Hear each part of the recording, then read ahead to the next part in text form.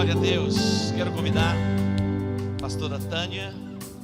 Creio que a igreja ou a maioria conhece, mas a pastora Tânia nasceu em Aquidauana, morou um tempinho em Guia Lopes de Laguna, né? Guia Lopes da Laguna, né? É isso? Você pode saber que vem coisa boa de Aquidauana. E ela tem sido um testemunho para a nossa nação. Temos sido abençoados pela vida dela, não apenas nesses dias que ela está conosco, mas verdadeiramente ela tem sido um canal de cura e de bênção para a nossa nação. Então abra o seu coração, receba tudo aquilo que Deus tem para a sua vida e seja feliz. Diga para o teu irmão, seja feliz, muito feliz. Deus que te abençoe. Olha, ele liderou, hein? Diz que não tem hora para acabar. Glória a Deus.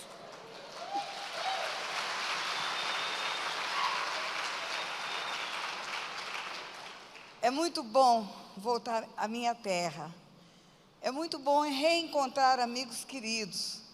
E é muito bom ver os frutos daquilo que Deus fez quando eu passei aqui outras vezes. Eu tive a alegria de receber algumas pessoas aqui à frente que vieram testemunhar que se converteram há 6 anos atrás, quando eu passei aqui. E eu tenho que agradecer a Deus pelo privilégio de saber que essas pessoas estão firmes. Foram frutos que permaneceram. Louvado seja Deus por isso. Eu quero ler um versículo bíblico com você. Um versículo não, um texto pequeno. E depois vamos conversar.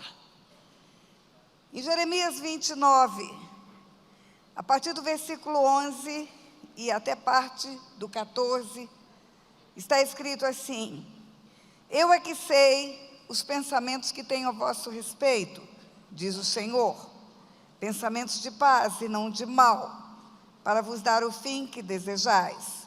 Então me invocareis, passareis a orar a mim, e eu vos ouvirei.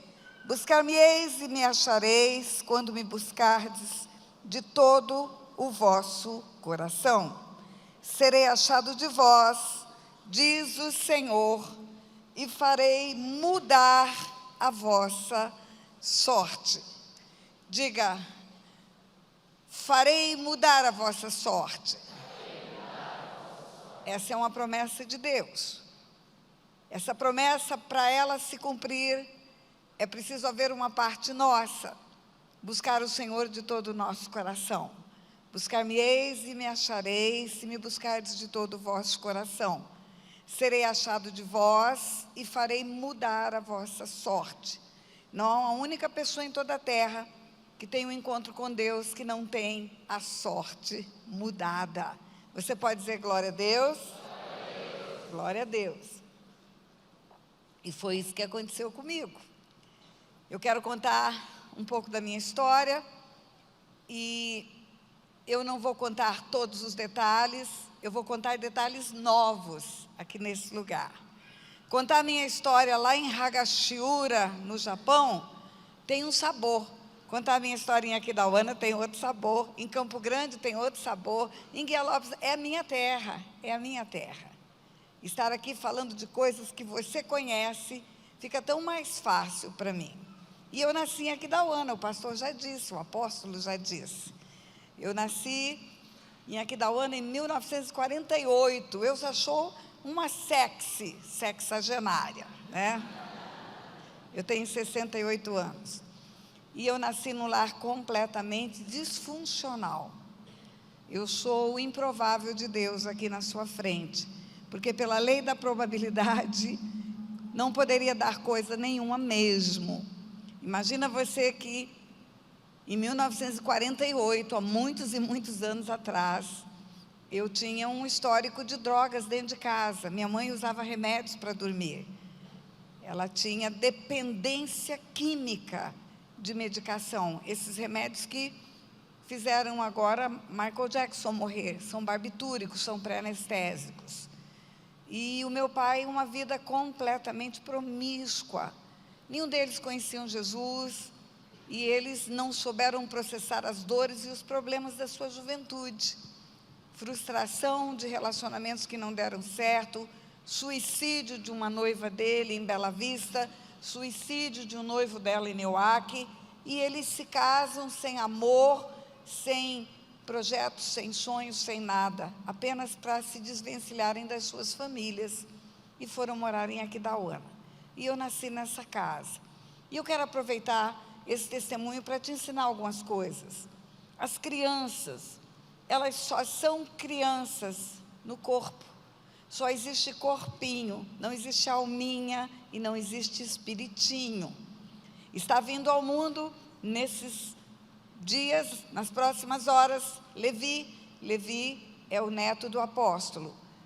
Tem um corpinho no ventre da Rebeca, mas tem um espírito pronto e tem uma alma pronta. A prova disso é que Esaú e Jacó contenderam no ventre de Rebeca. E contender significa disputa, e a disputa se dá no nível da alma. E a outra prova é que João Batista ficou cheio do Espírito Santo no ventre de Isabel. Um espírito no ventre de uma mulher está pronto para receber o Espírito Santo. E um espírito no ventre de uma mulher está pronto para ter impressões emocionais. Então a alma e o espírito não são bebês.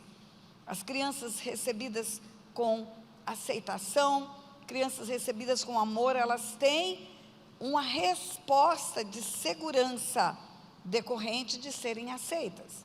As crianças rejeitadas ou as crianças que são pedra de tropeço, entre aspas, para os seus pais, elas nascem já com alguma diferença no seu comportamento. E eu nasci num lar confuso, não havia nenhuma afetividade, não havia nenhuma manifestação de amor. Criança é criança, e criança vive muito de brincadeira, não nota muito bem as coisas erradas. Mas à medida que o tempo foi passando, eu começava a perceber que havia muita diferença na minha casa, da casa do vizinho, da casa dos vizinhos, porque os pais estavam sempre com os filhos. Em casa isso não acontecia. Eu não tinha abandono na rua, mas eu tinha abandono em casa. A minha mãe dormia demais, em decorrência disso, tinha que contratar uma empregada doméstica, que chegava 8 horas da manhã, saía 4 horas da tarde. Empregada cuida do trabalho, não dá afeto. E o meu pai, ele foi entrando num nível de decadência, e é certo a Bíblia quando diz que um abismo chama outro abismo. À medida em que ele foi prosperando na promiscuidade, e naquele tempo, a prostituição tinha um lugar certo, chamava prostíbulo ou zona de meretriz. E à medida que o tempo foi passando, meu pai passava os finais de semana inteiro em zona de meretriz. Ele saía do banco, sexta-feira, era funcionário do Banco do Brasil em Aquidauana. Ele saía do banco na sexta-feira, pegava um táxi e tinha um prostíbulo onde ele passava o final de semana inteiro. Em casa só para pegar roupa e sumia no final da semana. Depois, segunda-feira, ia direto para o banco.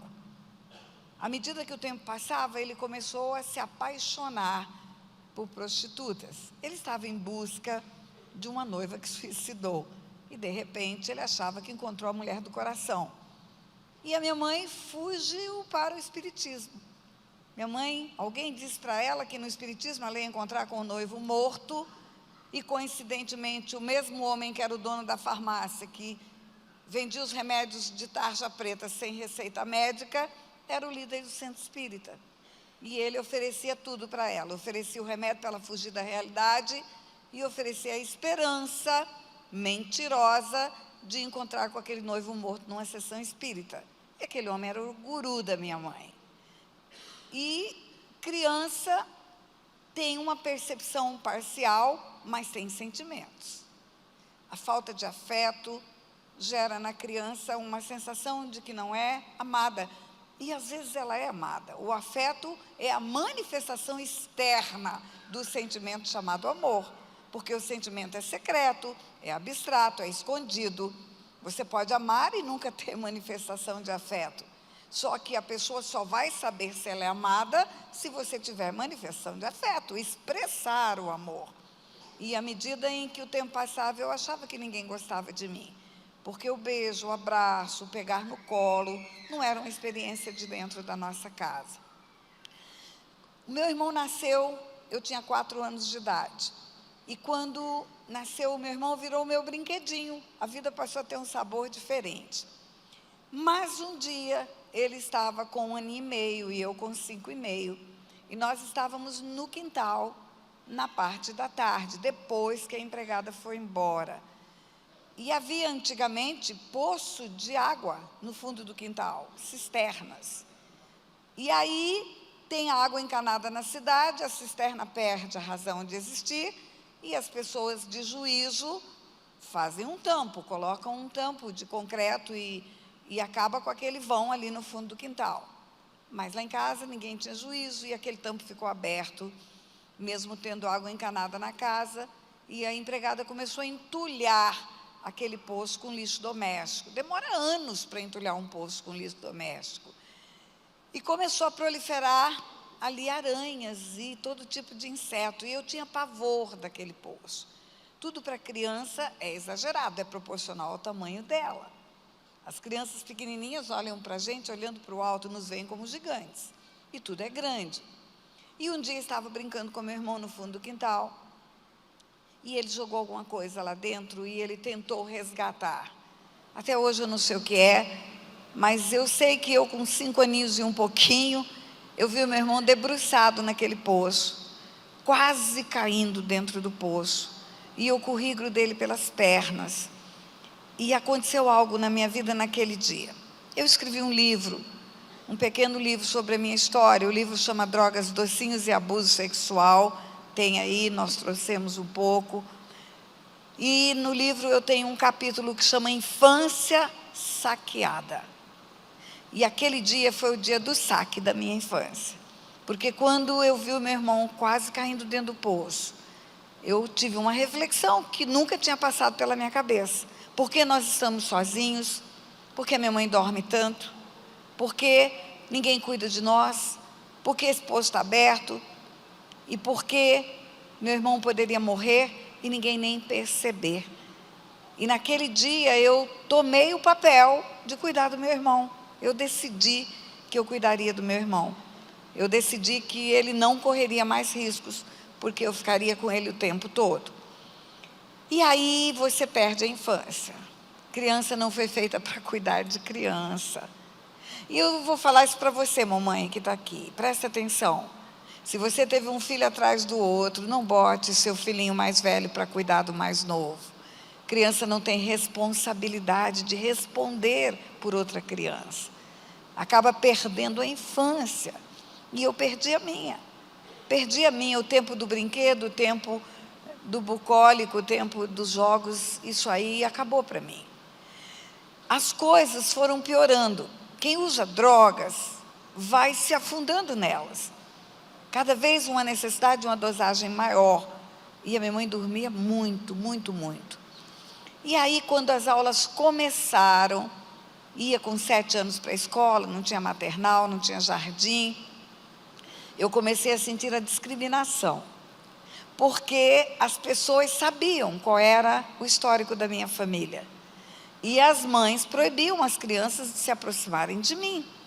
E elas eram muito sinceras, criança é sincera, e diziam para mim: eu posso brincar com você só na hora do recreio, dentro da escola, eu não posso brincar com você nem antes nem depois, porque a minha mãe proibiu. E aí, por que sua mãe proibiu?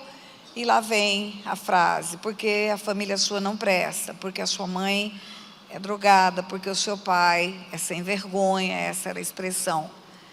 E muito cedo também eu sabia o que meu pai fazia. Meu pai, ele tirava fotografias dele no ato sexual com prostitutas. Ele tinha um fotógrafo que fazia isso. E ele punha numa gaveta e trancava 7 chaves, mas o primeiro porre que ele tomava, e ele bebia muito, muito, muito. Ele mesmo abria a gaveta e ele mesmo mostrava as fotos. E ele mostrava para mim e dizia: olha bem, para você saber como o homem é, e vá se acostumando com isso. E para o meu irmão ele dizia: você é homem, já vá aprendendo a ser homem desde criança. E a inocência foi embora também. Foi embora a infância e foi embora a inocência. Volta e meia, meu pai se apaixonava e tirava a prostituta da zona, literalmente tirava da zona. Montava casa. Montava uma casa, mobiliava, e levava aquela mulher para viver com ele. E ele dizia para minha mãe sempre a mesma história. Ele arrumava a sua mala, punha em cima da cama, enchia com as suas roupas de linho, bonitas. A palavra alinhado vem de roupas de linho. Calças de linho, camisas de linho, ele muito perfumado. E ele dizia para minha mãe, eu vou embora porque eu encontrei uma mulher que eu amo. E a resposta da minha mãe, invariavelmente, era a mesma. Que bom que você encontrou uma mulher que você ama, porque o homem que eu amo está morto e eu não consigo encontrar. E eu ficava muito triste. Eu ficava muito triste em cada partida dele, e eu me alegrava muito em cada volta. Eu não queria saber o que tinha acontecido, mas eu queria saber que ele tinha voltado para casa.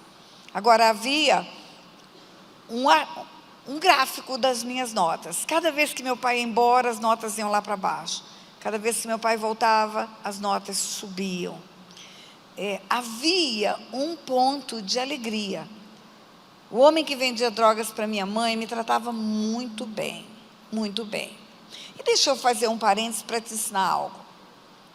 A figura paterna, ela tem um papel da maior importância na casa. Os dois têm, os dois. Hoje eu falo não só de paternidade, mas de maternidade de Deus também. A mãe representa o Espírito Santo na sua casa, ela é a consoladora. Ela é aquela que revela o Pai. Ela tem um papel de importância espiritual. Mas o papel paterno, a cobertura espiritual de uma casa, o teto espiritual, é o pai. Quando o homem está vivendo promiscuidade, quando o homem está vivendo adultérios, quando ele está vivendo uma vida de pornografia, internet, esse teto espiritual está furado. E as crianças da casa são atacadas por espíritos de promiscuidade. Muitas crianças têm precocidade na sua sexualidade por causa disso. Muitas crianças sofrem abuso sexual por causa disso, por causa da falta de um teto. E a figura paterna, ela tem o papel de firmar a sexualidade das crianças. Deus Pai forma macho e fêmea. A Bíblia diz isso. Deus formou o homem à sua imagem e semelhança, macho e fêmea os formou. Está em Gênesis, capítulo 5. Macho e fêmea os formou. E ele delega para o pai, o papel de fixar essa identidade. E aí nós pensamos que a mamãe ensina a menina a ser feminina e o papai ensina o menino a ser masculino, mas não é verdade. A figura paterna ensina as duas coisas. Imagina um homem bom, um homem íntegro, um homem correto, um homem de caráter, um homem provedor, um homem atencioso com seus filhos, amoroso. O menino olha para esse modelo de pai, ele vê um herói, ele vê um modelo a seguir. E ele pensa no seu inconsciente, quando eu crescer eu quero ser um homem igual ao meu pai. E a identidade sexual masculina tem agora um modelo a ser seguido. E a menina, quando ela olha para esse mesmo modelo de homem bom, íntegro, provedor, protetor e amoroso, ela não vê um herói. O menino vê um herói, ela vê um príncipe. Ela vê alguém que vai ser o modelo de quem ela quer conquistar. E toda menininha, você pergunta para ela que tem esse paizão, pergunta a ela, quem é o seu namorado? Ela diz, meu pai. Com quem você quer casar? Com o papai. Porque ela tem uma referência de alguém a ser conquistado. E aí você vai entender por que quando uma mãe chega para uma criança e fala, você está linda? Para uma menininha o efeito é 5. Mas quando um pai chega e diz, você está lindo, o efeito é 10. Ela fica toda boba com o elogio do pai.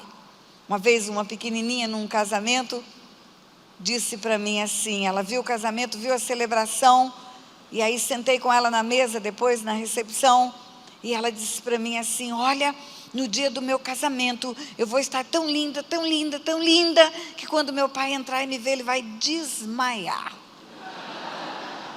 Aí eu imaginei na cabeça dela o noivo é o pai. E havia um homem, que era o homem que vendia drogas para minha mãe, que era a minha referência masculina. Enquanto eu não tinha o afeto do pai, aquele homem tinha afeto para mim. Não tinha uma vez que chegava naquela farmácia porque eu ia comprar a droga para minha mãe. Não tinha uma vez que não chegava naquela farmácia, em Aquidauana, que aquele homem não tinha uma balinha, não tinha um docinho para oferecer. Por isso o livro chama Drogas Docinhos. E o livro chama Drogas Docinhos e Abuso Sexual. Porque aquele homem me cevou. Aquele homem me cevou. E aos 9 anos de idade, aquele homem foi o meu abusador. Eu confiava nele. Uma vez, eu tenho os cabelos crespos. Imagina hoje, esse cabelo está domado. Imagina esse cabelo no passado. Sem mãe para pentear, sem creme, sem finalizador, sem shampoo. Desse tamanho. E um dia eu estou indo para a farmácia para buscar o remédio, e uns meninos começaram a debochar de mim, me chamando de Juba de Leão, Juba de Leão. E eu cheguei chorando na farmácia. E aquele homem falou: por que você está chorando? Eu falei: porque me chamaram de Juba de Leão. E ele passou a mão no meu cabelo, ele falou: você não tem juba de leão, você tem cachinhos dourados. É isso que você tem. É tudo aquilo que um pai precisa dizer para uma criança. É tudo aquilo que ela precisa ouvir de um pai.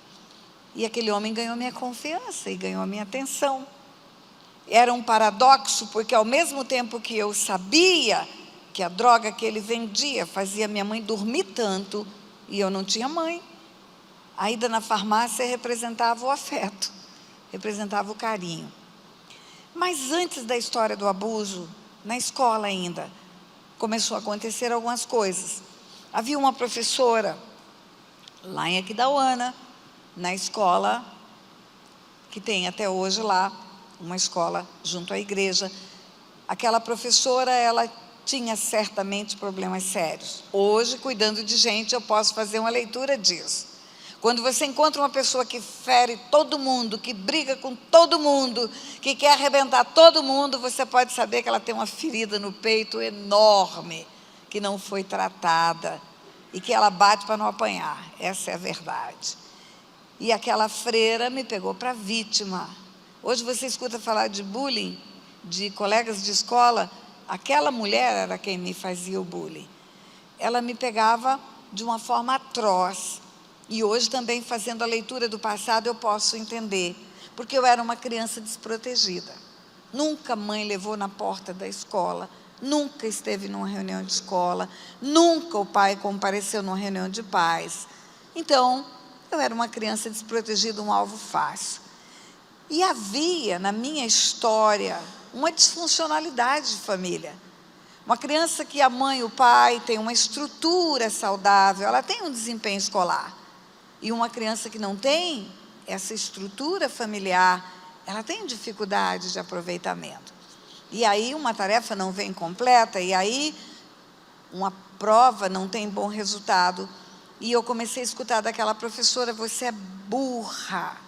Você é burra, você só pode ser burra porque todo mundo fez e você não fez. E as palavras, você ouviu hoje o apóstolo dizer, as palavras são decretos, as palavras são sementes no mundo espiritual. E uma palavra de autoridade, ela se torna uma verdade na cabeça de uma criança. Você é burra, você é burra, você é burra, e eu comecei a acreditar que eu era burra, porque realmente eu tinha deficiência escolar muito grande. E não tinha ninguém para dizer: você não é burra, você apenas não tem uma mãe que te ajuda na tarefa escolar. Você tem um pai que saiu de casa e você está insegura.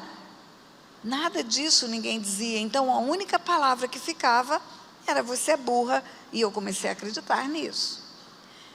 E também havia um outro fator: eu não tinha mãe para cortar a unha. É mãe que manda a criança escovar dente. É mãe que manda a criança pentear cabelo, fazer limpeza no ouvidinho. E eu não tinha quem fizesse isso. A minha mãe estava muito preocupada com a dor que tinha, com a saudade que tinha, com os problemas que tinha. Empregada não faz isso. E aí, um dia, eu acho que roupa suja de café que cai na blusa, porque é mãe que manda trocar, eu escutei: você, além de burra, você é porca. Você é muito porca. E vira verdade. Não tem ninguém para dizer, não, você não é porca, você precisa de cuidados, porque uma criança não se cuida sozinha. Um dia eu não fiz a tarefa, todo mundo fez, a classe inteira, e como castigo, eu fui colocada de pé, de costa para a turma, com papel A4 nas minhas costas, escrito, eu sou burra, e eu fui obrigada a escrever 40 vezes do quadro negro, eu sou burra, eu sou burra, eu sou burra. E foi um caos aquilo na minha vida, porque as crianças brincando, fazendo zombaria, jogando papelzinho, fazendo ruído de burro, e a hora não passava, eu acho que durou uma eternidade, aquele tempo que eu escrevi. E a partir daquele dia eu comecei a desenvolver um tique nervoso. Todas as vezes que aquela professora chegava perto de mim, eu não conseguia controlar minhas mãos. Havia um copinho na escola, eram argolinhas, que você levantava o copinho e enchia de água. E depois você bebia água e baixava, virava uma fitinha aquele copo. E um dia aquela professora chega perto e eu derrubo aquele copo com água e molho o chão todo. E aquela mulher bota a mão na cintura e fala em alto e bom som. Ela não se dava satisfeita de falar comigo, ela queria que todo mundo ouvisse. E ela disse, além de burra e além de porca, você está banada, você não vai dar para nada. Tudo que você pega, você derruba. E aí nem roupa vai poder lavar, nem passar, nem fazer nada na sua vida. E os decretos vão se firmando. Eles vão encontrando um coraçãozinho receptivo para eles. E eu comecei a acreditar nisso. Burra, porca, está banada. Burra, porca, está banada. Chegou um dia, meu pai ia e vinha, ele amigava com prostitutas e voltava para casa. E um dia ele conseguiu uma adição no Banco do Brasil. A adição era um temporário afastamento para outra cidade. E ele foi adido para uma cidade distante e ficou 6 meses lá. Saiu de Aquidauana e foi para São José do Rio Preto. E 6 meses longe de casa. Antes ele alugava casa para as prostitutas nas imediações da nossa casa. E aí era fácil para pedir um material escolar a hora que precisava, era fácil para suprir uma necessidade extra. E agora ele estava longe, e começa o ano letivo, e vem a primeira lista de material escolar, e minha mãe não tinha dinheiro para comprar. O armazém, a farmácia, a padaria, o açougue, fazia uma venda fiado, tinha uma cadernetinha onde anotava. Mas a livraria não tinha. E aí não pode comprar o material escolar, vem o primeiro pedido, vem o segundo, terceira lista vem com observação, não entra se não tiver material escolar. E aí eu bati o pé, não vou, eu já era muito humilhada, e aí chegar sem material escolar e ter que voltar da porta da escola, seria pior. Então eu bati o pé que não iria, e minha mãe mandou chamar um tio meu, eu não sabia que tinha um tio. O fato da minha mãe ser como ela era e do meu pai ser como ele era, afastou a família. Eu não sabia quem eram os meus parentes.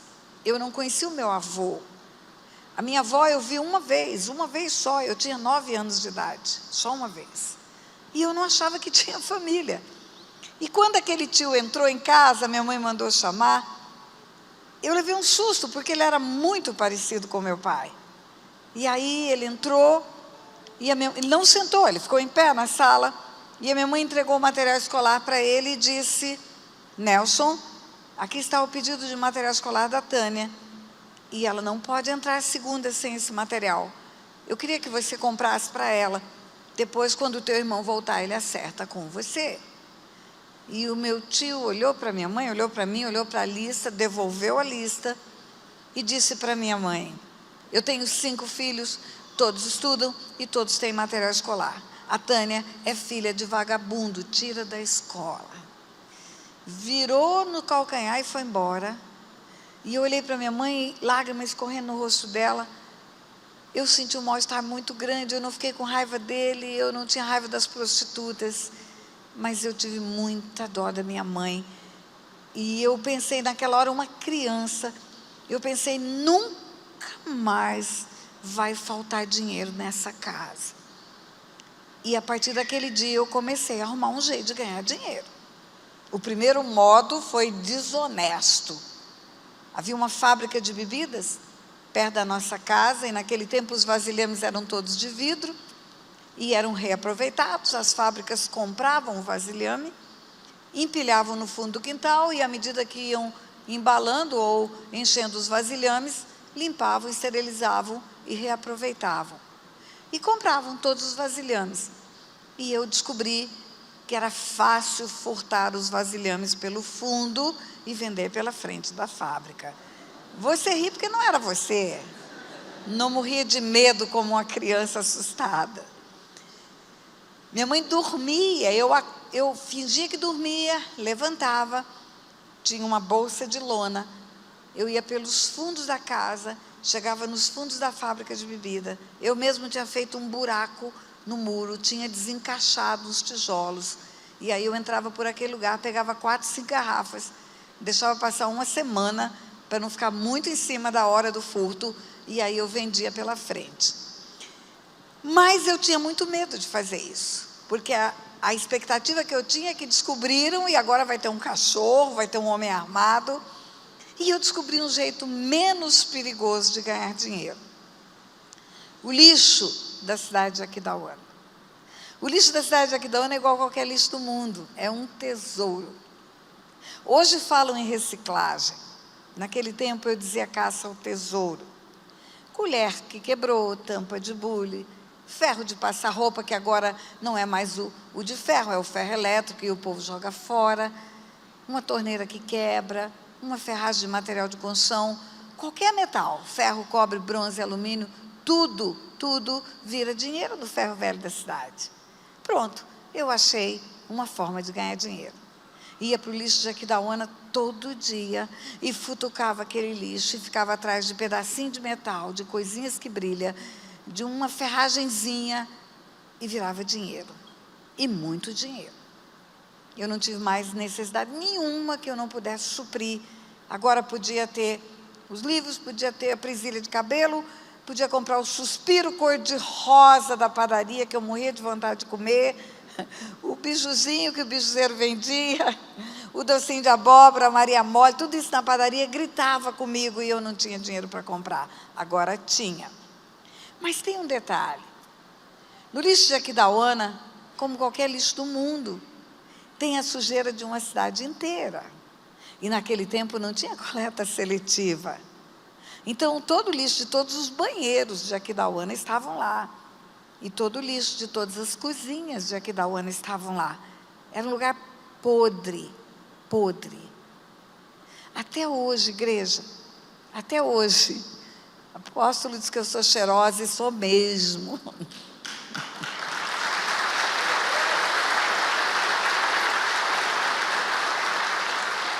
Até hoje, se eu estiver sentado na sala da minha casa, assistindo um filme, e tiver um lixo no filme, eu sinto o cheiro do lixo de Aquidauana. Até hoje, se eu passar no meu carro, vidro levantado, e tiver lixo na rodovia, eu sinto o cheiro do lixo de Aquidauana.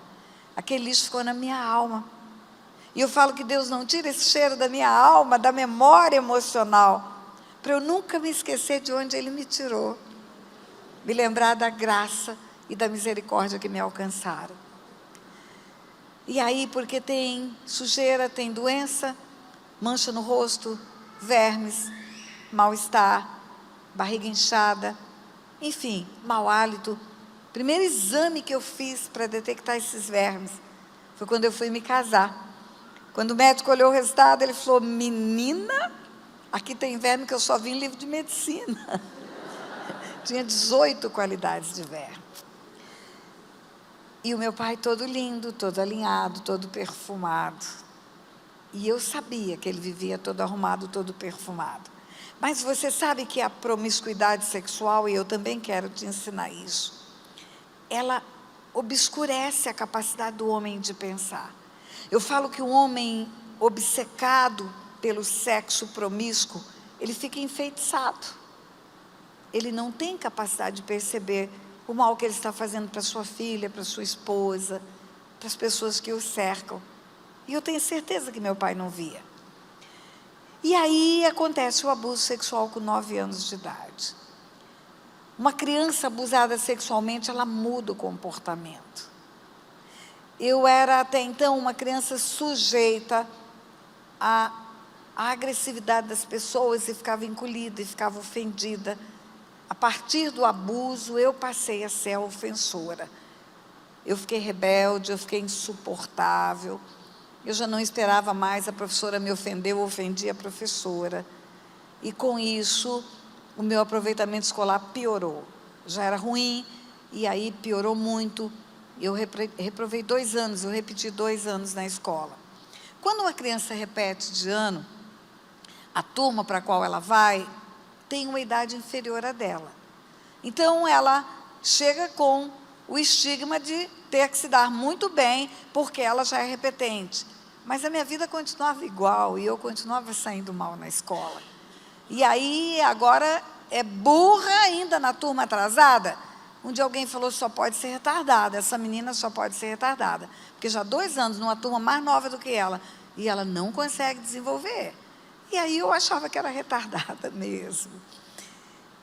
E aí, um dia, 12 anos de idade, cheia de problemas, mas cheia de dinheiro, eu vou com meu irmão para a praça de Aquidauana, comprar sorvete e dar voltas na praça. 2 anos de repetição já, então eu já tinha um atraso escolar de 2 anos. Com 12 anos, naquela praça, aconteceu algo terrível. Eu estava com um sorvete nessa mão, segurando na mão do meu irmão, e o meu irmão com o sorvete na outra mão, então nós estávamos de mãozinhas dadas, e o sorvete na mão livre, e alguém me empurrou. Eu não sei o que aconteceu, eu sei que eu fui impulsionada para frente, e no impulso, o sorvete foi na frente e bateu no traseiro da mulher, que estava na minha frente. As pessoas davam voltas na praça, era um fute, não tinha WhatsApp, não tinha rede social, não tinha telefone celular, era uma piscadela na volta da praça, né? Um bilhetinho, um olharzinho, e eu dando volta no sentido das mulheres, o meu sorvete pegou no traseiro da mulher que estava na minha frente. Quando aquela mulher sentiu o gelo, ela passou a mão e ela olhou. Quando ela olhou e viu que era sorvete que ela tinha na roupa dela, que ela vira para trás e o resto do sorvete escorrendo pela minha mão, não tinha como não dizer que não era eu. Aquela mulher começou a berrar naquela praça. Ela não falava, ela gritava. E ela começou a gritar, só podia ser você, coisinha, filha de ninguém. Você não tem educação, e uma menina que tem educação não tem que sair de casa. Você não tem educação porque a tua mãe está lá drogada em cima de uma cama. E o teu pai? Teu pai está no meio das pernas das prostitutas. Você não tem nem pai nem mãe para te ensinar. Você não devia andar no meio de gente. Isso aos gritos. E começou a juntar gente em qualquer lugar do mundo. No Rio de Janeiro fala, foi um barraco. Em qualquer lugar do mundo, quando alguém faz um escândalo, junta gente. E começou um pessoal a parar em volta. E eu olhava para as pessoas e eu tinha expectativa que alguém dissesse, fui eu, foi sem querer, não é culpa dela. Mas ninguém dizia nada. E aí, eu fui humilhada naquela praça. Peguei meu irmão, corri pela mão, cheguei em casa, minha mãe dormindo, como sempre, dormindo como estava no dia do abuso. Eu voltei do dia do abuso e eu contei para ela, ela não acreditou. Ela precisava confiar naquele homem que era o guru, para continuar tendo drogas e continuar tendo a frequência ao centro espírita. E agora era a história da ofensa, da humilhação em praça pública. Uma criança de 12 anos humilhada em praça pública. Mas quando aquela mulher começou a gritar, toda a minha história, o que era de fato a minha história, eu fiquei apavorada, porque eu achava que pouca gente sabia do que acontecia comigo. Eu achava que aquela história sórdida de drogas, de promiscuidade, era algo secreto ali da minha família. Mas aquela mulher na praça pública deixou muito claro que era conhecido por toda a cidade. E eu cheguei em casa, entrei no quarto e falei, mãe, você sabe o que acabou de acontecer agora? Isso. E eu falei, eu ouvi de uma mulher que eu não tenho mãe, que a minha mãe está drogada em cima de uma cama, que eu não tenho pai, que meu pai vive no prostíbulo, que não tem ninguém que cuida de nós, que nós não temos educação, que nós não devíamos andar no meio das pessoas. E sabe o que é o pior, mãe? É que tudo isso é verdade. Tudo isso é verdade. Aquela mulher não disse uma palavra que não fosse verdade. E eu entrei num processo de depressão com 12 anos de idade. O que é a depressão? É um estado emocional que você não reage o suficiente para superar. Não tem a resiliência para se levantar. A depressão pode ser do corpo, da alma, do espírito. Do corpo pode ser uma deficiência hormonal. Da alma, sofrimentos repetidos, perdas excessivas e uma capacidade de vencer insuficiente. E pode ser espiritual, pode ser espíritos de morte. Abortos geram depressão espiritual. Mas, enfim, a minha depressão era reativa. E eu entrei em depressão com 12 anos de idade. Eu queria morrer. Entrei dentro de um quarto e eu saía daquele quarto para comer, para tomar banho, não quis mais estudar. Eu que já tinha reprovado 2 anos, fiquei 2 anos agora sem estudar. E a única coisa que minha mãe dizia, essa menina é esquisita. Essa menina está muito esquisita. E aí eu estava com 14 anos, 2 anos enfiado naquele quarto. Meu pai chegou do trabalho, chegou do banco, casa pequena, sem forro. E ele disse uma palavra diferente aquele dia. Porque ele sempre dizia, vou-me embora, vou viver com a mulher que eu amo. E a minha mãe sempre respondia, que bom que você encontrou a mulher que você ama, porque o homem que eu amo está morto e eu não posso encontrar. E naquele dia meu pai chegou e disse, nós vamos embora. Nós, mas a palavra sempre era eu vou. E eu escutei meu pai dizer nós, e a minha mãe falou, nós vamos para onde? E ele disse, nós vamos para Guia Lopes da Laguna. Eu concorri a uma gerência, eu ganhei, vai ser inaugurada a agência de Guia Lopes da Laguna do Banco do Brasil, e eu tenho que ir com a minha família, a exigência do banco mudar com a família. Até a casa do gerente está sendo construída do lado do banco. E quando eu escutei aquela frase, aconteceu comigo a perspectiva do futuro, o sonho do futuro. Eu comecei a pensar, nós, então minha mãe vai, eu também vou, meu pai não está indo embora sozinho, nós vamos para lá e lá não tem a farmácia do abuso sexual, lá não tem a praça da humilhação, não tem a ponte do rio Aquidauana que eu quis me jogar no dia do abuso sexual, enfim, não tem a escola da vergonha de reprovações sucessivas. Então pode ser que tenha algo novo lá para nós. E eu até imaginei, lá talvez minha mãe pare de se drogar, e talvez o meu pai pare de ser como ele é. E fomos para Guia Lopes da Laguna, nós mudamos para lá, mais ou menos no mês de outubro, eu com 14 anos. E tudo continuou igual.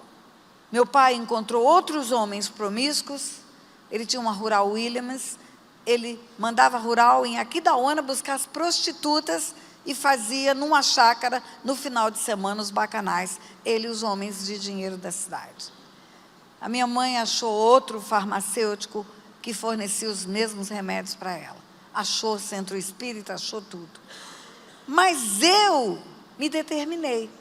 Eu tinha saudades da escola, eu tinha saudade de sair na rua, e eu me determinei. Eu vou fazer diferente. Se eles quiserem fazer o que eles sempre fizeram, eles fazem, mas eu vou fazer diferente. E eu rapidamente comecei a me relacionar com meninas da cidade, com vizinhas da cidade. E eu vou contar uma coisa para você. A criança, o adolescente, que tem uma família disfuncional, da qual ela se envergonha, ela mente muito. Ela enfeita a realidade dela, ela fantasia a realidade dela. Por exemplo, o pai não vai na reunião de pais da escola. E aí alguém pergunta, por que seu pai nunca veio? A criança não responde, porque o meu pai está no meio das prostitutas, porque meu pai não liga para mim. A criança responde, porque meu pai é muito ocupado. Meu pai tem um trabalho muito especial para fazer, por isso ele não vem. Por que a sua mãe não te traz na porta da escola? A criança nunca vai responder, porque ela está drogada em cima de uma cama. A criança responde, porque ela é ocupada, ela está cuidando da casa, ela está trabalhando, fazendo alguma coisa. Então eu mentia muito. Eu fantasiava muito a minha realidade. E eu comecei a ter relacionamentos mentirosos com as pessoas que eu conheci. E aí um dia, a menina de quem eu me aproximei mais, ela pergunta para mim, mudamos outubro, novembro, estava chegando Natal. Ela pergunta, vai ter festa de Natal na sua casa? E eu respondi, esse ano não.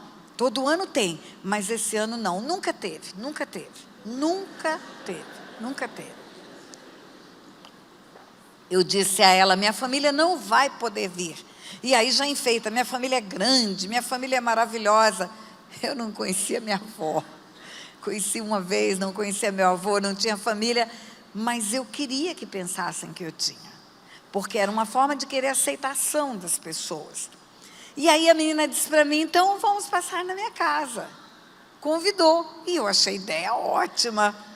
24 de dezembro, lá fomos eu e meu irmão, para a casa daquela moça, da menina, era uma adolescente.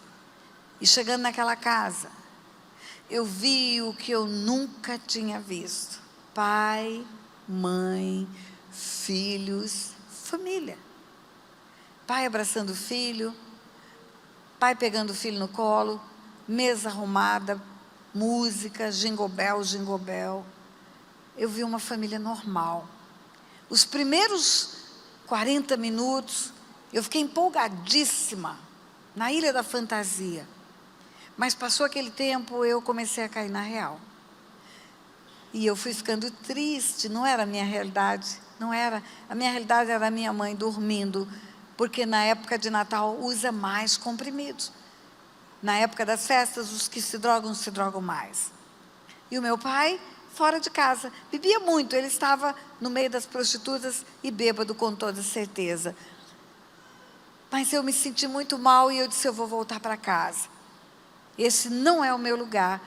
E eu voltei. Meu irmão não quis ir, ficou. Não falei para ele porque eu estava indo. E à medida que eu fui caminhando, Guiar Lopes da Laguna é pequeno hoje, imagine, há tantos anos atrás. E eu fui andando e eu fui vendo nas calçadas, família, família, família, pessoas normais. E eu fui ficando muito mal. Quando eu cheguei na minha casa, eu estava chorando copiosamente. Entrei na casa, eu escutei voz de homem e de mulher. E aí meu coração ficou alegre, porque eu pensei, primeiro Natal que meu pai e minha mãe estão juntos. Eu imaginei eles estar em casa e eles estão conversando. E eu corri para o quarto. E a minha mãe estava sozinha, dormindo. Com o passar do tempo, o uso da droga, dormir demais, ela foi ficando muito gorda. E ela estava dormindo de barriga para cima, roncando. Eu beijei a testa da minha mãe, ela não acordou. Tamanho era o estado de droga que ela estava. Aí eu voltei para a sala. Quando eu voltei para a sala, é que caiu a ficha. Pastor Otto disse que eu não posso falar caiu a ficha. Que caiu a ficha é coisa de velho. Porque ficha é coisa de orelhão, não existe mais. Eu caí em mim. Quando eu voltei para a sala, eu caí em mim. Eu olhei para o meu quarto. A porta estava encostada, mas havia luz na resta da porta. A luz da sala apagada era fácil você ver. E era lá do quarto que vinha a voz. Meu pai e uma mulher. E eles riam muito. Eu não precisava abrir aquela porta para saber o que estava acontecendo ali. Eu não precisava abrir aquela porta para saber que meu pai estava tendo sexo com uma mulher dentro do quarto. Eu sabia desde pequenininha, quando via as fotos que ele mostrava. Mas quando eu bati a mão na maçaneta daquela porta, que eu vi os dois nus em cima da minha cama, eles já tinham feito sexo, eles estavam conversando. Eu acho que eu fiquei endemoniada. Eu perdi a compostura, perdi o juízo, perdi a razão. Eu queria matar o meu pai. Foi uma explosão. Eu não tive raiva da mulher. É interessante como Deus blindou meu coração para não odiar pessoas. Mas eu tinha muita raiva dele. Eu comecei a gritar e eu corri na cozinha, peguei uma faca, eu queria matar o meu pai. E quando eu voltei da cozinha, a mulher já tinha se enrolado num lençol e tinha ido embora. Porque eu comecei a gritar, eu te mato, seu desgraçado, eu te mato. E ela fugiu. E ele botou a cueca e ele estava tentando botar a calça, ele estava no meio da sala, quando eu voltei, com a faca na mão, uma faca grande, e eu queria fincar em qualquer lugar. Eu dando golpes no ar com aquela faca, ele segurou meu punho e impedia que encostasse nele, porque ele esticava o braço e eu dava golpes e não conseguia tocá-lo, e eu chutava por baixo e eu gritava muito, muito, muito. Eu sei, olhando para aquela cena hoje, que um tapa dele me jogaria no meio daquela sala, mas ele só se defendia, e eu berrava tudo que estava no meu coração. Aí minha mãe acordou. Quando a minha mãe acordou, eu comecei a gritar com ela também, porque na minha cabeça era uma confusão.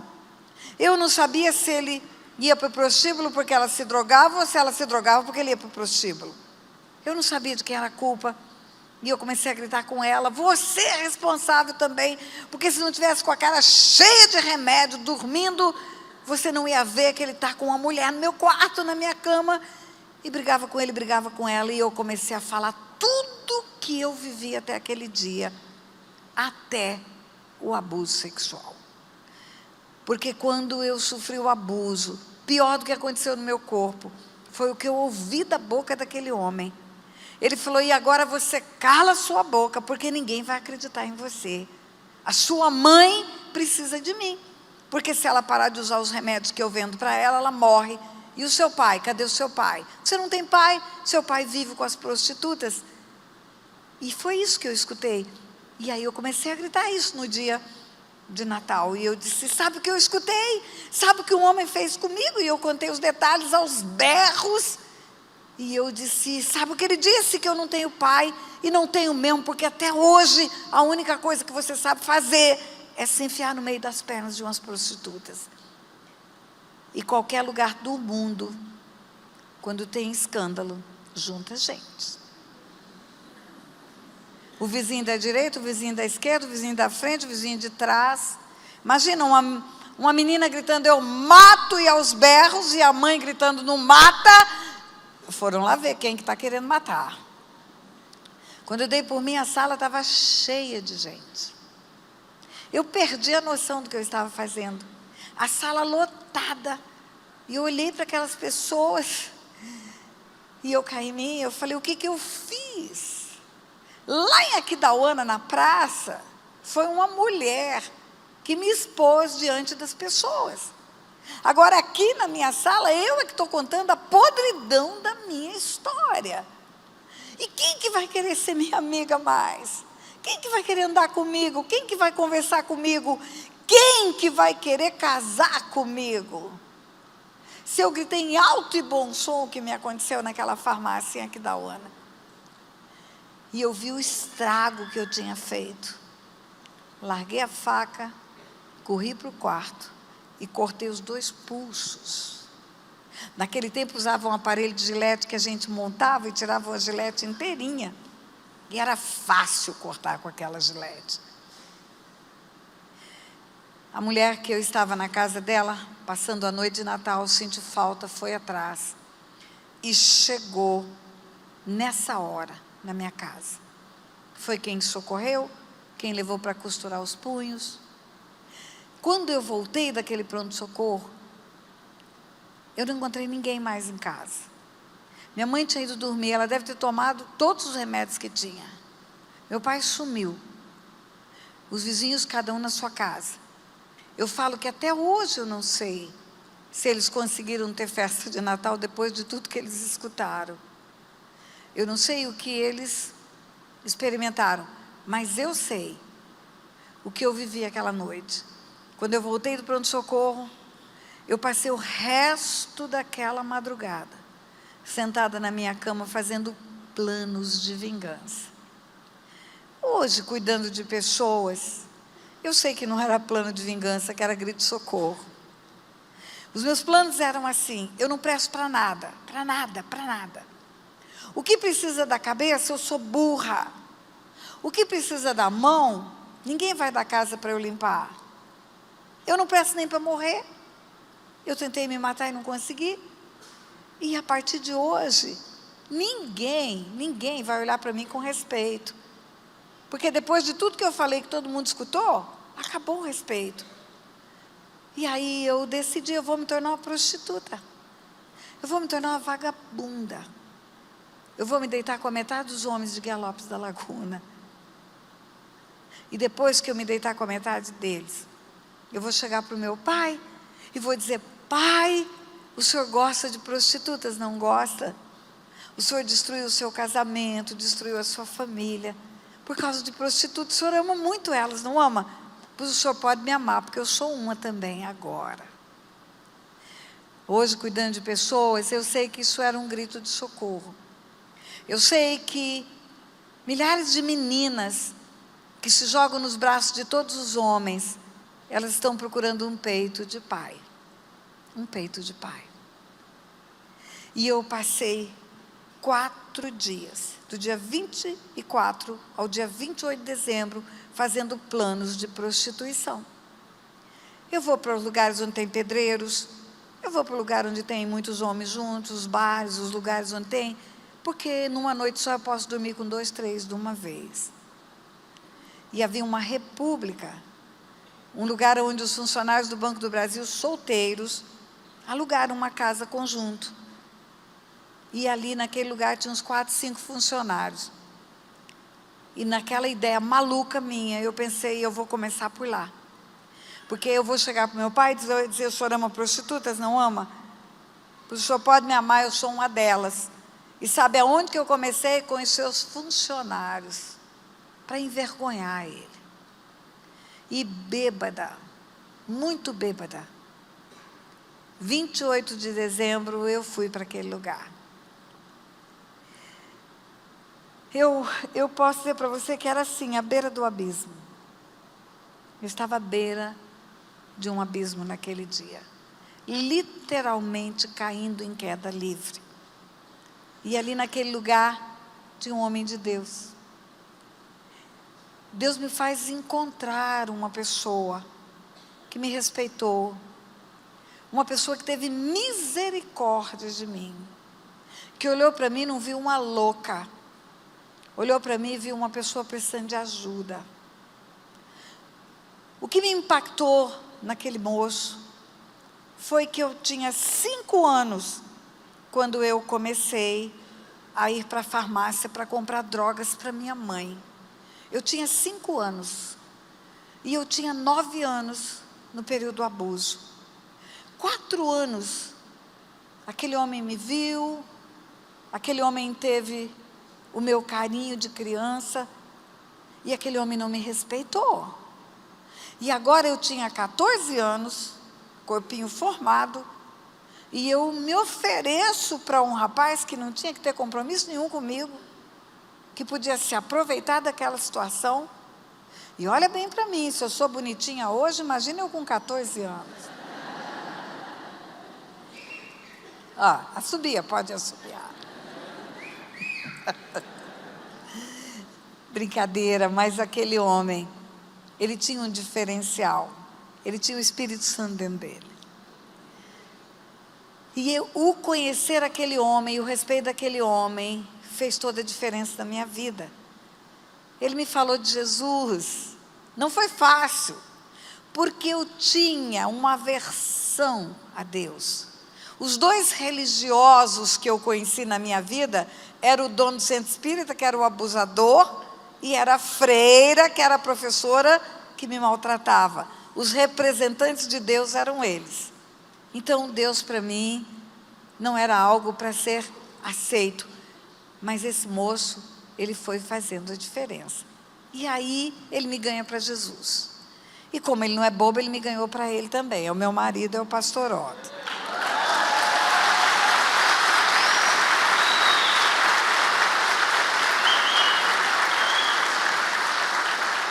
E aí eu me casei com 16 anos. Eu conheci com 14, com 16 eu estava casada. E eu vou contar uma história. Eu falei para o apóstolo que eu ia contar algo que eu nunca contei em lugar nenhum para dar o meu testemunho. Vou contar hoje. O Otto é de Assis, interior de São Paulo. E eu fui para Assis casada. Pela primeira vez eu saí de Mato Grosso do Sul. Naquele tempo ainda não tinha dividido. Pela primeira vez eu saí daqui para uma cidade. E eu era bicho do mato. Eu era casca grossa. Você imagina uma menina que vivenciou tudo isso que eu vivenciei. O Otto foi a minha referência, mas ele teve muita paciência comigo. Eu fui aprendendo até o jeito de falar corretamente. E aí eu vou para Assis, interior de São Paulo. O Otto era de Assis, um jovem crente, nascido no Evangelho, e vem tomar posse do Banco do Brasil em Mato Grosso do Sul, ou Mato Grosso naquele tempo, Guia Lopes da Laguna, e volta casado. E se ele é lindo hoje, imagina ele com 24 anos, né? Nós temos 10 anos de diferença. E o Otto era um partidão no meio da igreja. As meninas olhavam para o Otto e imaginavam, cada uma delas, que seria escolhida por ele. Quando passa no Banco do Brasil, então, aí ficou um partidaço, né? E vai para Mato Grosso do Sul e volta casado. E o primeiro dia meu na igreja lá, muito, mas muito deslocada, muito sem lugar para mim, todo mundo me olhando dos pés à cabeça. E chega uma irmã do Otto e fala para mim: você está vendo aquelas meninas ali? Aquelas meninas todas tinham esperança de casar com o Otto. E aí elas estão lá examinando você e querendo fazer gracinha com você. E eu estava enterrada em cova rasa ainda. Eu estava morta, mas ainda estava com o pezinho de fora. E chegaram as meninas para fazer gracinha. E aí chega uma que era assim a mais desenvolta e fala assim: o Otto teve que arrumar uma mulher em Mato Grosso. Aquele tempo era só Mato Grosso. Parece que não tem mulher aqui em Assis. E eu respirei fundo, com o dente trincado, e eu falei: não, tem sim, mas ele me escolheu. Ele foi me escolher lá em Mato Grosso. Aí ela voltou à carga. Ela disse assim: mas lá tem muito mato, não tem? Esse nome Mato Grosso é porque deve ter mato. E eu disse, eu estava nervosa, e eu disse para ela: tem mato sim, mas tem cidade também. E eu morava na cidade. E o Otto foi trabalhar no Banco do Brasil, e o Banco do Brasil não é no mato, e ele me conheceu na cidade. E aí ela voltou à carga. Ela falou: mas tem muito índio lá, não tem? E eu já tremendo falei: tem índio sim, mas os índios ficam nas aldeias, tem lugar certo para eles. Aí ela falou: e tem onça marruá, e tem onça lá, não tem? Aí eu disse para ela: tinha uma marruá, sou eu. O Otto me escolheu e você não se meta comigo, porque você não sabe com quem você está se metendo. É lógico que se fosse hoje, depois do Espírito Santo me dar domínio próprio, eu responderia: ô querida, eu vou orar para que você arrume um marido também. Mas enfim, aí ficou com esse apelido de onça marruá, né? Por causa dessa história. Mas eu tive que ser repaginada. Foi feita uma reengenharia do meu comportamento. E o Otto começou a ser a boca de Deus para me falar a verdade. Porque o que eu escutava como verdade eram palavras que não correspondiam à verdade. Você é burra? Não, você não é burra. Qualquer coisa que eu errava, qualquer erro que eu cometia, eu batia a mão na testa e falava: eu sou burra mesmo. E o Otto dizia: não, você não é burra, você é muito inteligente. E ele me animou a voltar a estudar. Guia Lopes da Laguna, Escola Salomé de Melo Rocha, tinha curso à noite. E ele faz a minha matrícula. Nossa menininha já tinha nascido. Simone tinha nascido, nasceu em dezembro. E em março, ela tinha só 4 meses, 3 meses e pouco. E o Otto faz a minha matrícula para fazer o ginásio. Ele disse para mim: Tânia, faz o ginásio. pelo menos completa alguma coisa. E ele saía do banco com a bebezinha no colo e ia para a rua, para ela me ver na sala de aula e não chorar, porque ela chorava porque me via fora de casa. E eu olhava para aquela cena, o Otto cuidando da bebê para eu estudar. E eu dizia, não vai dar certo isso. Saía da escola, chegava em casa, eu falava, Otto, eu vou parar. Não é justo isso, não deu no tempo certo, agora não dá mais. E ele dizia, ela vai crescer, ela vai acostumar. E acostumou, e eu terminei o ginásio. E eu conversava muito com ele sobre toda a minha história.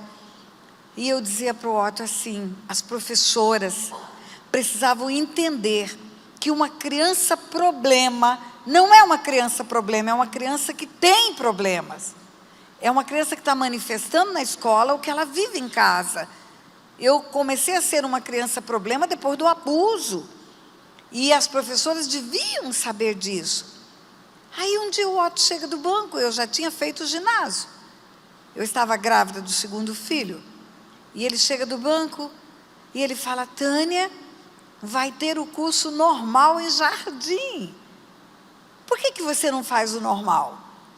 Você falou que as professoras deviam cuidar das crianças, que elas deviam ter um olhar diferente para as crianças. Por que você não estuda e não vai dar aulas? E eu disse para ele, mas agora já ficou para trás o tempo que era fácil para mim, agora eu estou barriguda. Ele disse, leva a barriga para a escola. E eu levei a barriga para a escola e eu fiz o normal. Aí eu fui dar aula. Queridos, vocês não têm ideia a paixão que foi para mim dar aulas. Eu vou fazer um parênteses para te contar o que vai acontecer amanhã. Lá em Guiar-Lopes da Laguna, amanhã, eu vou me reunir com ex-aluninhos meus, de anos e anos atrás. Nós vamos passar o dia juntos lá amanhã. Vai ser sobrenatural, eu tenho certeza disso. E eu amei dar aulas, amei fazer diferença na vida dos meus alunos. Eu projetava na minha vida no magistério aquilo que eu não tive, que eu sabia que um aluno precisa. Dar a eles valor, fazer eles acreditarem em si mesmos, fazerem saber que eles tinham um potencial e que podia se transformar em grandes realizações. Mas chegou o dia de ir embora de Guiar-Lopes da Laguna. Otto foi transferido para Poxoréu e lá fomos nós embora. 8 anos eu dei aula. Primeiro Guiar-Lopes da Laguna e depois Poxoréu. Para mim era a realização plena. A menina burra dando aula, a menina que não vai dar para nada, sendo um referencial para os seus alunos. Mas um dia o Otto chega do banco lá em Poxoréu. E ele fala para mim, Tânia, nós vamos embora. Eu disse, vamos para onde? Para o Rio de Janeiro. E o que nós vamos fazer no Rio de Janeiro? Você vai fazer uma faculdade. Ele falou, é um desperdício você não continuar a estudar. E a ideia me agradou, porque se eu fizer pedagogia, se eu fizer administração escolar, eu vou poder ter uma escola minha. E fomos para o Rio de Janeiro. Eu achava que era fácil arrumar emprego lá em qualquer escola, porque eu tinha 8 anos de experiência aqui no Mato Grosso, que ainda não tinha dividido 8 anos no estado e município. Então, pronto, 8 anos é uma bela cartela de experiência. Só que eu estava enganada, batia na porta das escolas, ou nas portas, escolas particulares, procurando trabalho. A pergunta era a mesma, você tem curso superior? Não. Então não tem vaga. Tem curso superior? Não. Tem curso superior? Não. Mas se eu não trabalhar, eu não vou poder fazer faculdade. Nós estávamos passando por uma fase financeira muito difícil, porque eu perdi os empregos na minha ida para o Rio. E o meu pai um dia foi embora e não voltou mais. E meu irmão adoeceu, ele começou a usar drogas. Meu irmão enlouqueceu. O meu irmão passou aqui em Campo Grande, naquela clínica psiquiátrica que tem aqui, praticamente 5 anos internado, fora da realidade. E nós aqui ajudávamos minha mãe, nós aqui ajudávamos o meu irmão.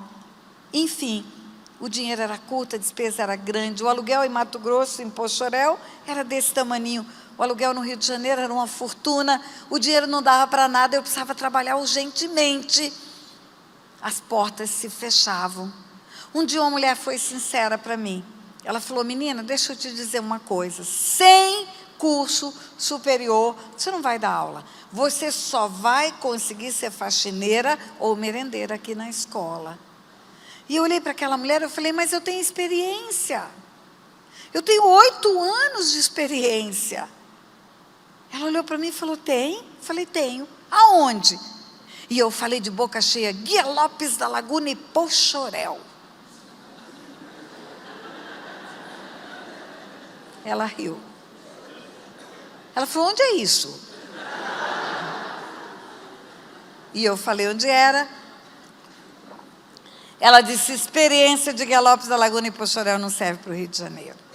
Minha filha vai arrumar outro tipo de trabalho. Aí eu comecei a comprar Jornal do Brasil e o Globo, os jornais mais lidos do Rio de Janeiro. Sábado e domingo marcava classificados. Ia procurar trabalho na segunda-feira. Dura. Dinheiro para comer 2 pastéis, tomar um caldo de cana, pagar a passagem de ida e de volta do ônibus. Agora pense no drama. Pochorel tinha 5.000 habitantes. O Rio de Janeiro tinha milhões. Eu pensava: eu nunca vou aprender a andar nessa cidade. Como que eu vou fazer para procurar emprego nessa cidade? Aí eu descobri que o ponto de ônibus inicial e o ponto final são repetidos pelo ônibus no trajeto. O ônibus sai daqui, vai para lá, e sai de lá, vem para cá. Então eu posso ir, que eu posso voltar. E eu fui perdendo o medo.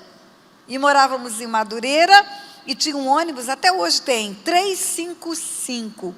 Fazia a linha Madureira, centro do Rio de Janeiro, Praça Tiradentes.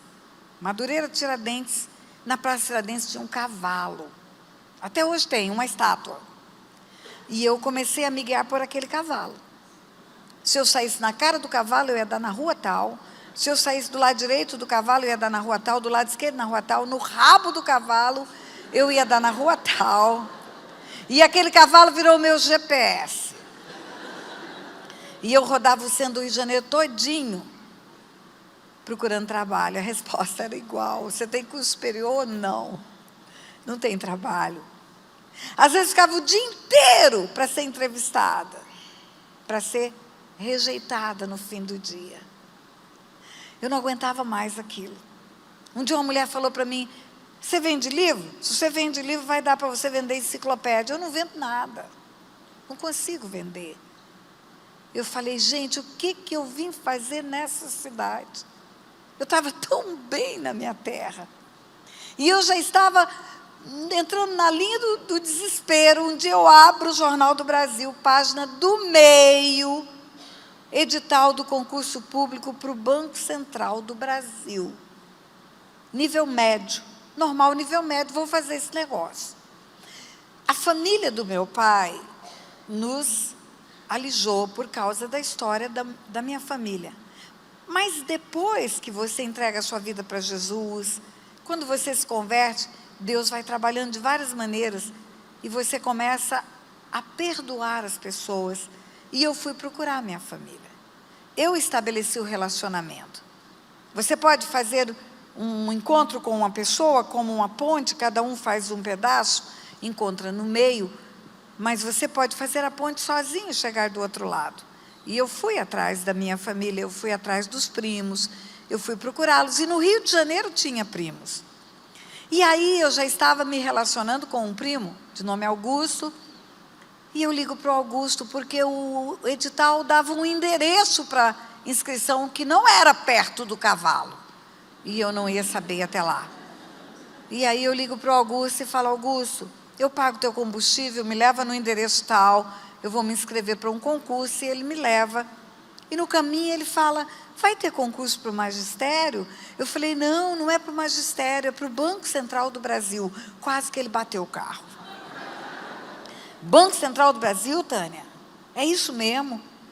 Eu falei: você sabe o que é Banco Central? Tânia, isso não é para você. Você tem curso normal, feito em Jardim. Você acha que você vai passar no concurso do Banco Central no Rio de Janeiro? Banco Central é banco dos bancos. Todo mundo que trabalha em tudo que é banco vai fazer, porque paga melhor o Banco Central. Todo mundo que está desempregado vai fazer. E muita gente com curso superior vai fazer. Isso não é para você, Tânia. Mas uma das coisas que Deus faz quando você tem um encontro genuíno com Ele, Ele faz você saber quem você é.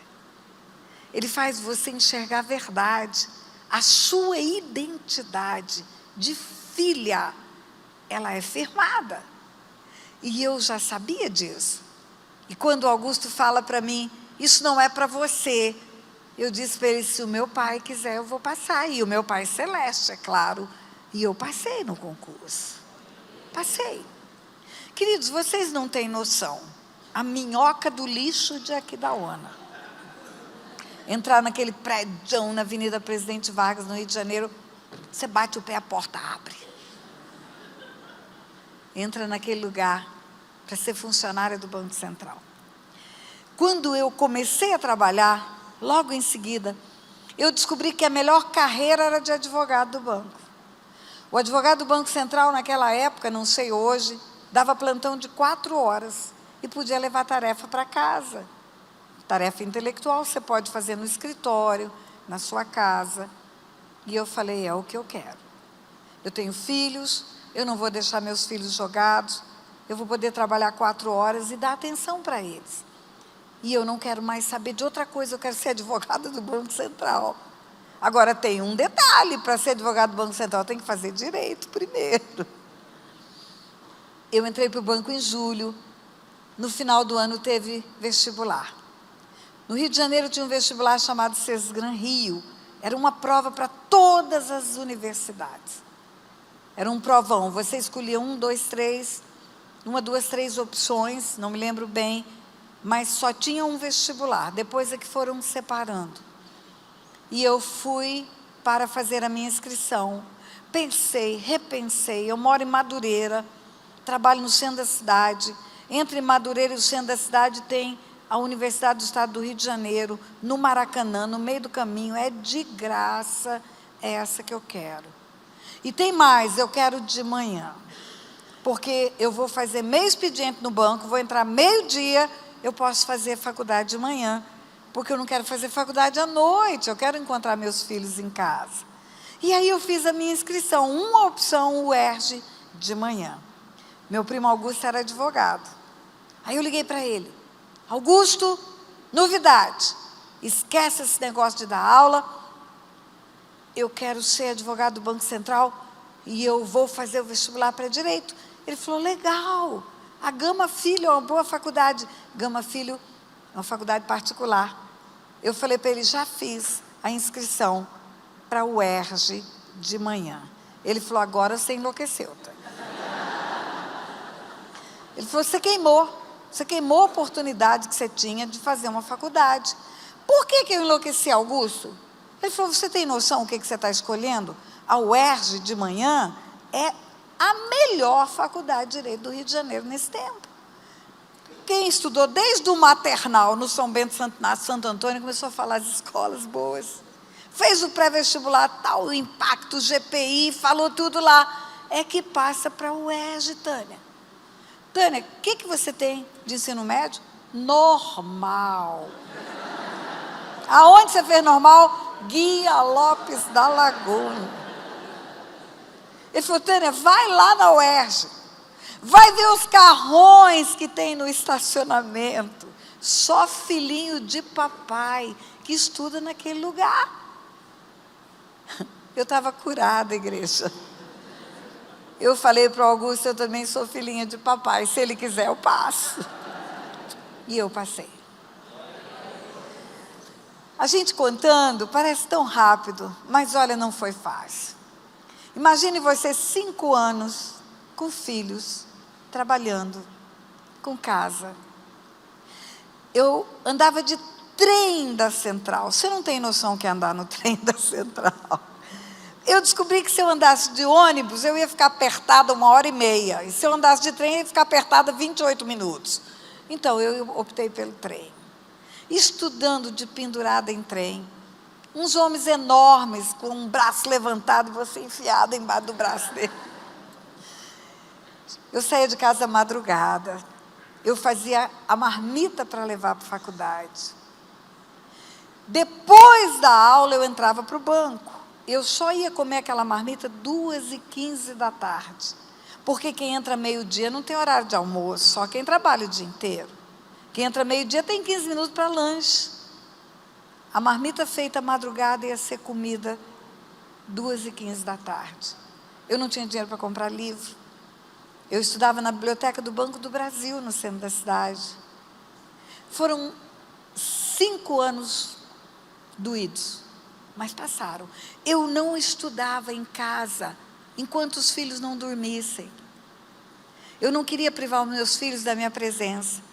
Eu só ia estudar depois que eles dormiam.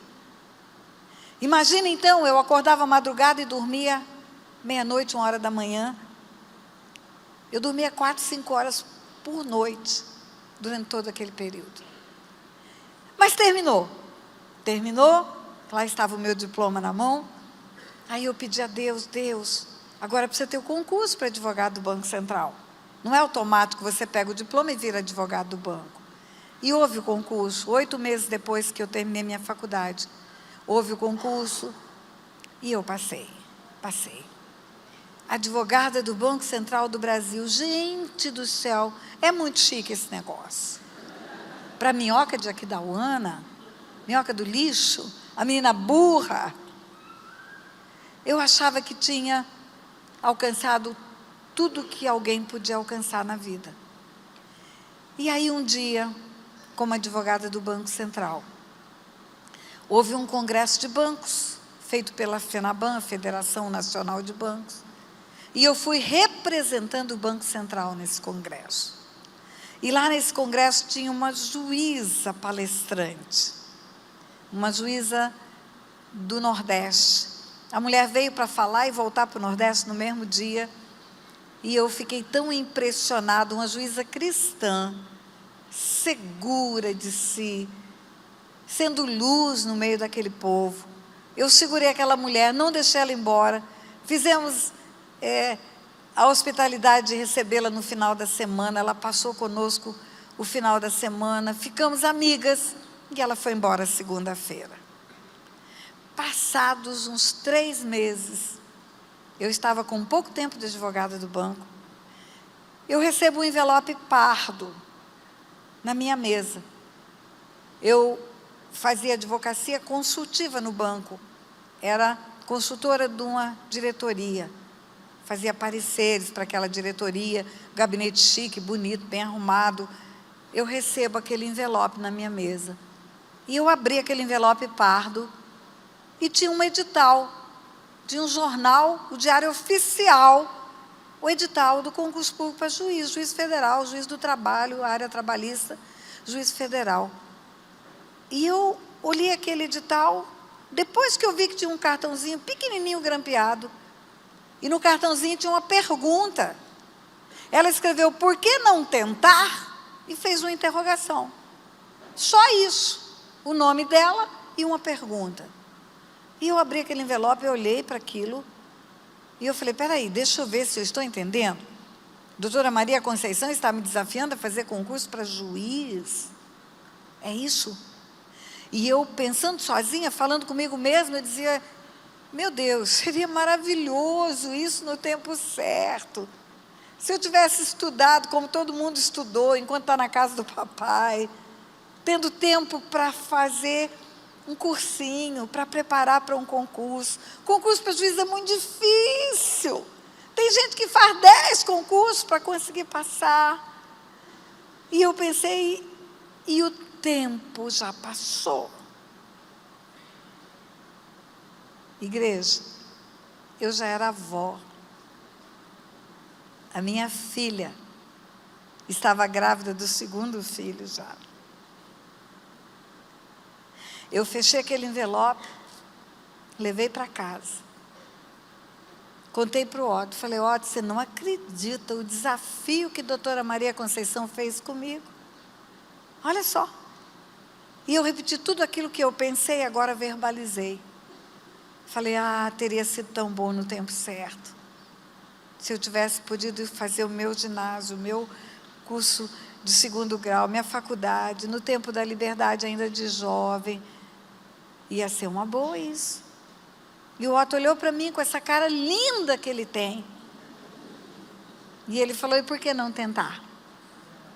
E eu tentei e eu passei no primeiro concurso que eu fiz.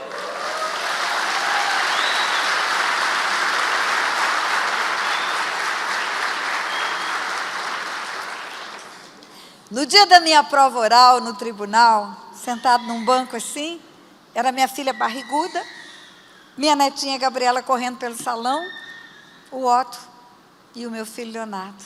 A minha torcida era a minha família.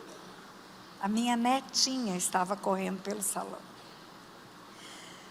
Queridos, a primeira vez que eu entrei na Avenida Rio Branco no meu carro, por falar carro, deixa eu falar para você, eu gosto de carro grande, sabia? Toda mulher baixinha gosta de sapato alto e carro grande. Meu carro é uma Ford Ranger, preta, porque preta emagrece.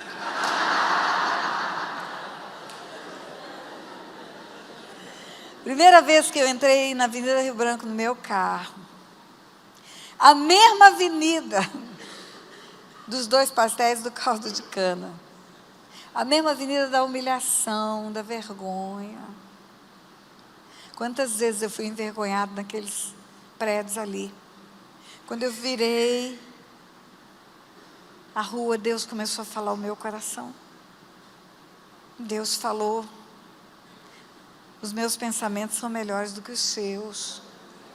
Os meus caminhos são melhores do que os seus. Eu é que sei os pensamentos que tenho a seu respeito.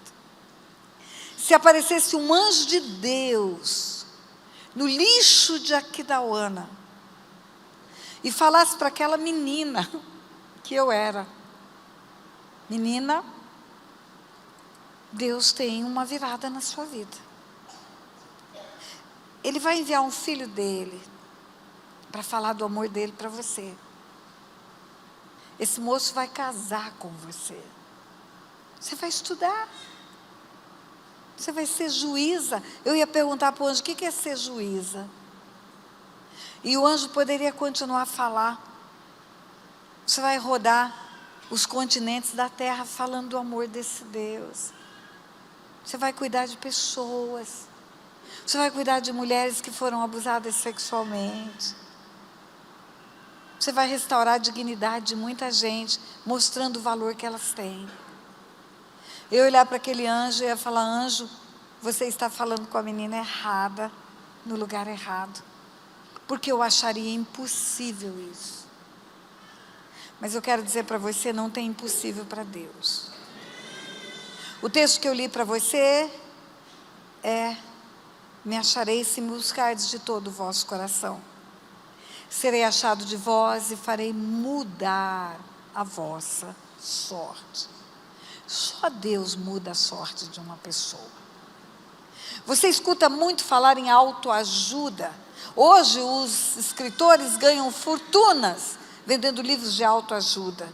Eu quero dizer para você que autoajuda não muda a sorte de ninguém. A ajuda do alto que muda a sorte de uma pessoa.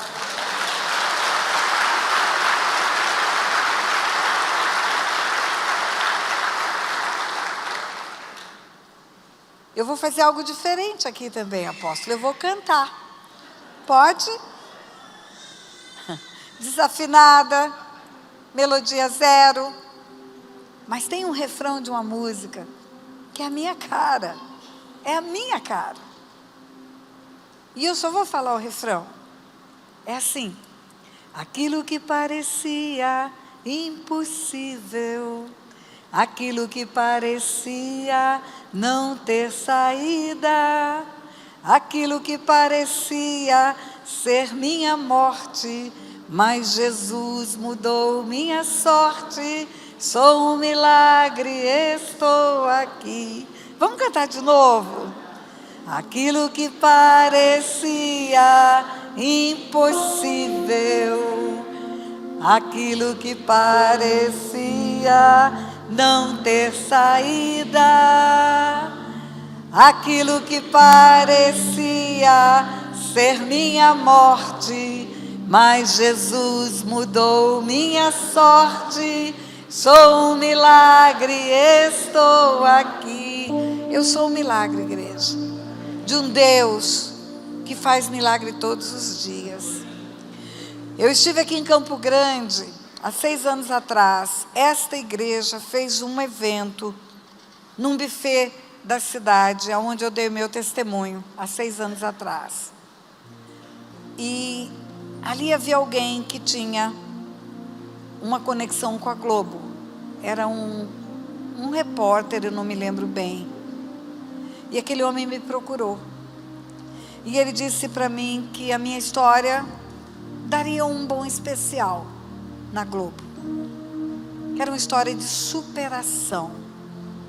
E certamente eu ganharia dinheiro se eu concordasse em vender a minha história.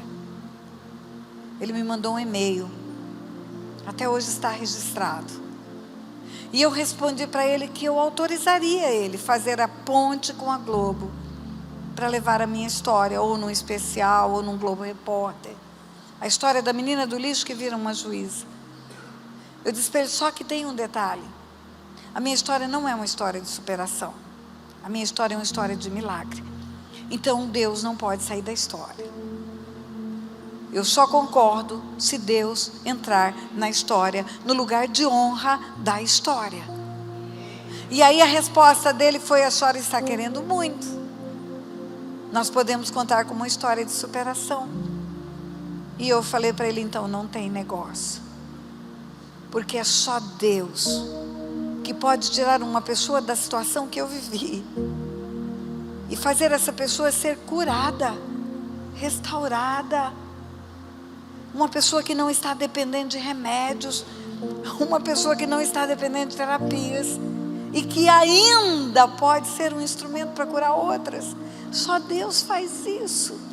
E Ele continua fazendo. E Ele quer fazer com qualquer pessoa que quiser.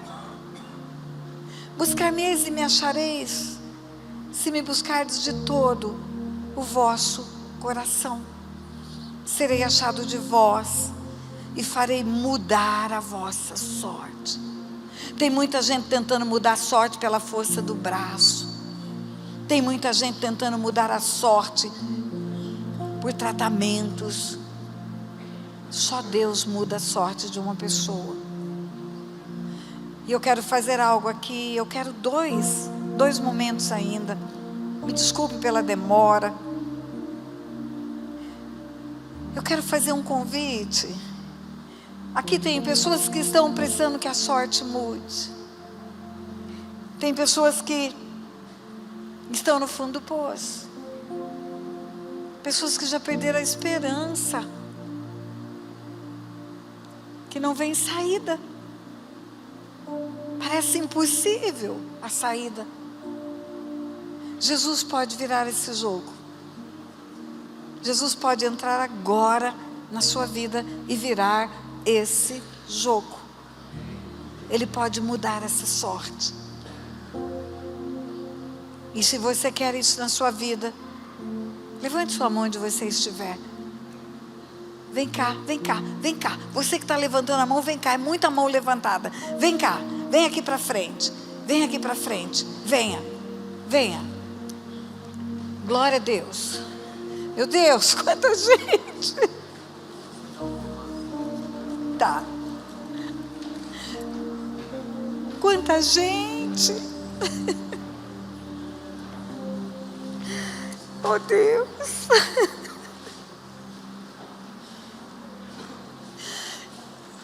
Meu Deus, apóstolo Edmilson, vem cá me ajudar.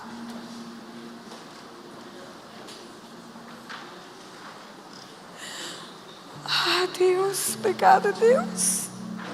Obrigada, Deus. Obrigada, Deus.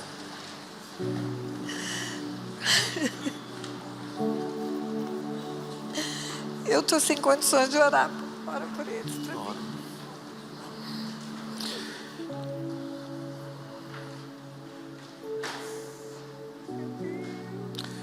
O Deus que realizou essa obra tão extraordinária na vida da pastora Tânia é o mesmo Deus que está aqui para realizar na sua vida. O mesmo Deus, uma obra tão extraordinária, começou com o encontro com Jesus. O encontro com Jesus, alguém que conduziu a Jesus, pôde marcá-la para viver este novo tempo. É o que Deus tem para cada um de vocês. Marcar vocês para este novo tempo. A nossa vida é uma vida de desafios mesmo. Desde a gestação, a concepção, o crescimento. Eu creio que até o último dia em que estivermos aqui na terra, nós vamos ter os nossos desafios. Muitos desafios. Mas com Jesus é diferente. Porque com Jesus sempre tem esperança. Com Jesus sempre tem possibilidades. E vocês estão aqui para serem marcados pela presença de Jesus, para romper os limites da natureza humana caída e reconectados ao trono da graça, para viver esta vida plena. Levante suas mãos aos céus. Nós vamos fazer uma oração e você vai orar comigo. Mas é a sua oração. É uma oração de entrega. É uma oração de entrega, uma oração de aliança, uma oração de pacto. Diga assim: Pai, nesta noite eu quero te agradecer por esta oportunidade de ouvir este testemunho. Eu abro o meu coração. Eu declaro com a minha boca que Jesus Cristo é o meu Salvador, é o meu Senhor. Eu entro numa aliança contigo e eu entrego a Ti todo o meu ser, sem reservas. Eu abro o meu coração para que o Senhor habite em mim. Perdoa, Deus, os meus pecados. Perdoa, Pai, as minhas iniquidades. Escreve o meu nome no livro da vida. Amém. Agora eu vou orar por você. Feche os teus olhos. Pai, te agradecemos e te bendizemos por este testemunho tão lindo, esta obra tão extraordinária que o Senhor fez na vida da pastora Tânia. O Senhor pode fazer em cada vida assim. O Senhor pode. O Senhor não faz acepção de pessoas. Aqui tem pais, tem mães, tem filhos que estão clamando. Atento, ó Deus, para o clamor de cada um dos teus filhos. Toma-os pela tua mão direita. Que o teu Espírito possa guiá-los, conduzi-los, dirigi-los em toda a verdade. Assim como o Senhor revelou a identidade de Simão, dando a ele uma nova identidade, como que uma rocha. Que os teus filhos recebam agora a marca de uma nova identidade, sabendo exatamente quem eles são em Cristo Jesus. Deus, as carências da alma, as prisões do passado caiam por terra agora. Recebe agora a marca do Espírito Santo, a marca de Cristo, para viver este novo tempo. Pai, traz cura sobre as emoções, traz libertação sobre o corpo. As cadeias da alma sejam quebradas e que os teus filhos se tornem plenos. Capacita-os, ó Deus, para a jornada. Capacita-os, ó Deus, para a caminhada. Sabemos que a caminhada muitas vezes é longa, é de desafios, mas que jamais eles retrocedam. Sejam posicionados, olhando para o alvo, olhando para Jesus, o autor e o consumador da fé. Pai, que estas vidas aqui no altar recebam a marca e sejam indesistíveis na chamada para servir ao Senhor e seguir os teus caminhos. Que os obstáculos, ó Deus, não os impeçam de chegar ao alvo. Capacita-os em o nome de Jesus. Diga amém. Diga amém. Dê um aplauso ao Senhor. Glória a Deus. Não saiam ainda. Eu quero fazer ainda uma oração. Eu vou pedir para o pessoal da mídia colocar os meus endereços aqui de YouTube, canal oficial, meu site, minha fanpage. Você tem acesso a vídeos e você tem condição de se comunicar comigo também. E também trouxe material. Quando você sair aqui, uma sala direita ali, tem muito material, inclusive o testemunho. Mas eu quero terminar fazendo uma oração por todos. Existem pessoas nesse lugar que achavam que o tempo tinha passado, achavam que o sonho estava enterrado, achavam que não ia dar, não vou conseguir. Pessoas que escutaram palavras de desânimo. Você não pode, não adianta, isso não é para você, isso não vai dar. Eu quero que você, nessa noite, renuncie a essa incredulidade de vencer. Você vai vencer. Você tem um Deus que não tem limites. Sabe quantos anos eu tenho? 68 anos. Sabe o que eu digo?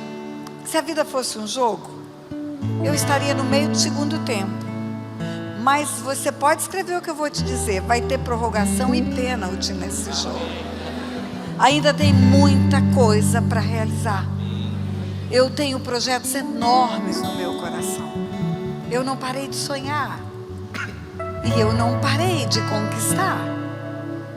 Então eu quero desafiar você que tem um sonho e que se esqueceu dele, a tirar ele da gaveta. Você que achava que não dava, que não ia conseguir, porque nasceu num lar pobre, porque nasceu num lar sem oportunidade. Ah, queridos, isso não é obstáculo para você chegar nos lugares aonde Deus quer te colocar. Creia nisso. Tem alguém aqui que tem sonhos esquecidos? Levanta a mão. Pois é, nós vamos trazer de volta isso. Nós vamos trazer, pode sonhar, porque vai acontecer. Nós vamos trazer de volta isso. Diga assim: Senhor meu Deus e meu Pai, eu creio que com o Senhor eu tudo posso. Eu creio que não há coisa impossível para o Senhor. O Senhor mesmo disse que não há nada maravilhoso demais para o Senhor. O Senhor está no controle de tudo. Aonde o Senhor planejou para mim, eu chegarei. O que o Senhor sonhou para mim, eu viverei. Diga: eu tomo posse da possibilidade. E a partir de hoje, eu caminho rumo à realização. Eu posso chegar aonde Deus estabeleceu. E lá eu chegarei. Em nome de Jesus. Amém.